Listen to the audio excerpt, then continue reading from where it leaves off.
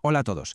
Hoy nos metemos de lleno en un tema que siempre genera curiosidad, la mediumnidad. Pero ojo, lo vamos a ver desde un ángulo muy específico, el de la doctrina espírita. ¿Qué es en realidad? ¿Un poder sobrenatural? ¿Algo solo para unos pocos elegidos? Vamos a sumergirnos en lo que nos cuentan sus textos fundacionales. A ver, empecemos por el principio. Según esta doctrina, la mediumnidad es sencillamente una facultad natural. Nada de poderes extraños. Es como tener buen oído para la música o ser bueno con los números, una capacidad humana que nos permite hacer de puente, de intermediario, entre nuestro mundo y el mundo de los espíritus.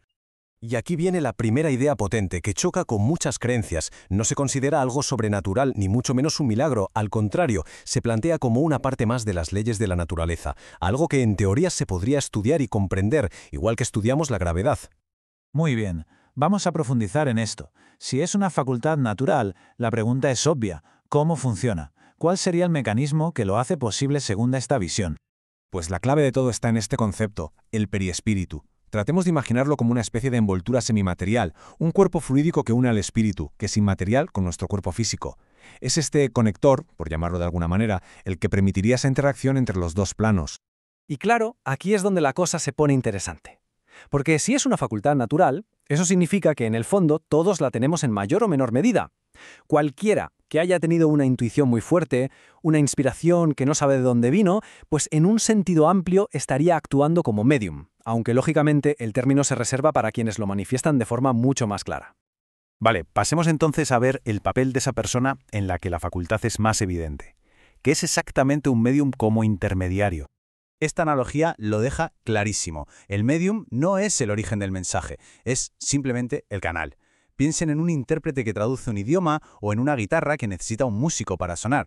La calidad no está en la guitarra en sí, sino en quién la toca y cómo la toca. Y este punto es fundamental. Hay que hacer una distinción muy clara. Por un lado está la facultad, la capacidad, que es algo orgánico, casi físico. No depende de si la persona es buena o mala. Pero otra cosa muy diferente es el uso que se le da. Y ahí, nos dicen, es donde las cualidades morales del médium lo cambian absolutamente todo. Esta facultad, además, no se presenta de una única forma. Hay muchísimas maneras, y la doctrina espírita las organiza en dos grandes grupos. Vamos a verlos. Por un lado, tenemos los efectos físicos, que son los más llamativos, ¿no? Movimientos de objetos, golpes, ruidos, fenómenos que se pueden ver y oír.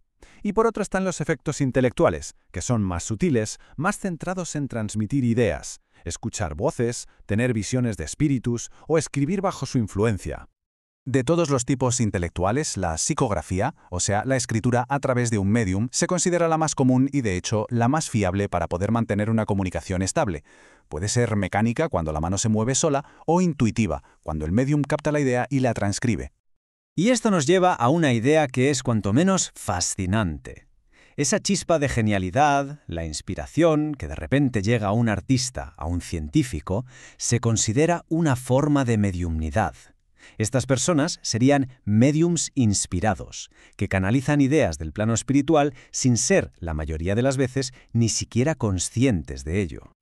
Bien, llegamos ahora al que probablemente es el pilar central de la mediumnidad según esta doctrina, la influencia moral, porque esto no va solo de tener una capacidad, sino de la enorme responsabilidad que supone. Aquí la cosa funciona por afinidad. Es como un imán. Las cualidades morales de una persona atraen a espíritus similares. La bondad, la humildad o el amor al prójimo atraen a buenos espíritus. ¿Y qué pasa con el orgullo, el egoísmo o el apego a lo material? Pues que abren la puerta a espíritus de un nivel inferior o con no muy buenas intenciones. Y de todos los defectos morales, se señala uno como el más peligroso de todos, el orgullo.